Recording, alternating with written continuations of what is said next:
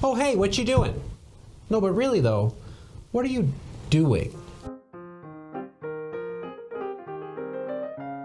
Welcome back, dear friends. It's always a thrill to see you here. Today, we'll be talking about a shift in perspective that I think can really make a huge difference in your writing, especially in academic contexts. See, rightfully so, I think a lot of us spend time worrying about what we're going to say and how we're going to say it, but then we sometimes forget why we're saying it. That is, I hope that we'll be writing with some purpose other than just to fill pages, but what is that goal? What is it that we're trying to accomplish as we write? In other words, what is your writing doing?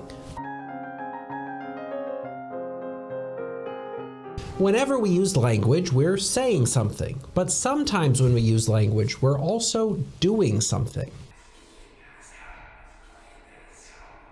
For example, if I told you that I was going to call you on Thursday, I would not just be saying that, but I would be carrying out the action of making a promise. By saying something, I'm doing something. Or if you were holding a root vegetable and suddenly declared, "I name this potato Larry," you'd not just be saying something that might raise some eyebrows, you'd also be carrying out the act of naming something. It's an action that's accomplished through words. If your sentence has a question mark at the end, you're asking a question. If you're saying to a judge that you'll tell the truth in court, then you're swearing an oath. And if you're telling somebody that you'd like to spend the rest of your life with them, you're probably proposing marriage. The point is that we can use words to carry out certain actions. It happens in real life and it happens in writing all the time. The problem, though, is that I've seen a lot of papers that say many interesting and worthwhile things, but they never actually do what they're supposed to do. With any paper that you write, you're going to have a purpose for writing. If you're in a class, your teacher will give you a prompt that will ask you to do something particular, and it will ask you to say certain things, but your teacher is really interested in seeing what you can do with what you say. And even if you don't have a prompt or teacher asking you to do something in particular, you'll still have a specific reason for writing what you have to write. And in those cases, it would be even more disappointing to fall short of your purpose. Whatever the context, there are various reasons for writing a paper. I won't name them all now, but we will touch on a few of the most common. You may be asked to report on your knowledge or to show that you know something. In such a case, your purpose is to inform, and you'll know that you've accomplished that purpose if your readers know something by the end of your paper that they didn't know before. Perhaps you just want to tell the world how you feel about a particular topic. Maybe you're writing an impassioned manifesto about pizza toppings or a poem about a snowy evening. In either case, your purpose is to express an idea, and you'll know that you've accomplished it when you have expressed that idea clearly and accurately. Or maybe you're working to persuade an audience, whether that's to fix a small issue in town or address a global problem. In either case, you'll know that you've succeeded at persuasion when your audience actually does the thing that you want them to do. Now, it could just be my inner rhetorician talking, but I really think that persuasion is the most powerful and useful writing purpose to have. It's writing that gets things done. When persuasion works, the world changes. And I bring all of this up because I regularly see writers think that they're persuading someone when what they're actually doing is just informing them or expressing their own opinion. Those activities may have value, but crucially, they are not persuasion. If your goal is to make something change, you'll want to make sure that what you say aligns with what you're trying to do. So it's one thing to talk about all of this stuff, but let's take a look at what sentence written for different purposes actually look like. They all talk about fairly similar things, but what they're doing is very different. So here's the first one. During my research, I learned that 80% of people like ice cream and 20% are lying. The only thing this sentence says is information, which means the only thing that it can do is inform an audience. If your goal is to motivate someone to act, this sentence by itself won't do the trick.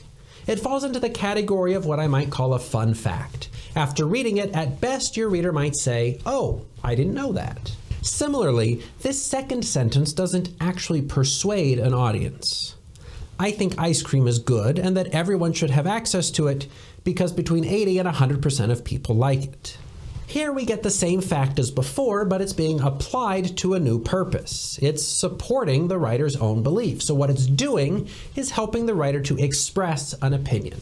Again, expressing your opinions may have value in certain contexts, but don't forget that it isn't persuasion. A reader may agree with the sentiment in this sentence, but it's not doing anything explicitly to motivate that reader to do something different. So at best, after reading, the reader might say, "Oh wow, I didn't know you felt that way." Compare these then to a sentence that is actually persuasive. Because over 80% of people like ice cream, the City Council should approve the proposal to install ice cream dispensers in public parks, because though it would increase costs initially, the dispensers would attract thousands of people to the downtown areas, increasing activity in important commercial districts and, ultimately, generating more than enough sales tax revenue to pay for the initial expense.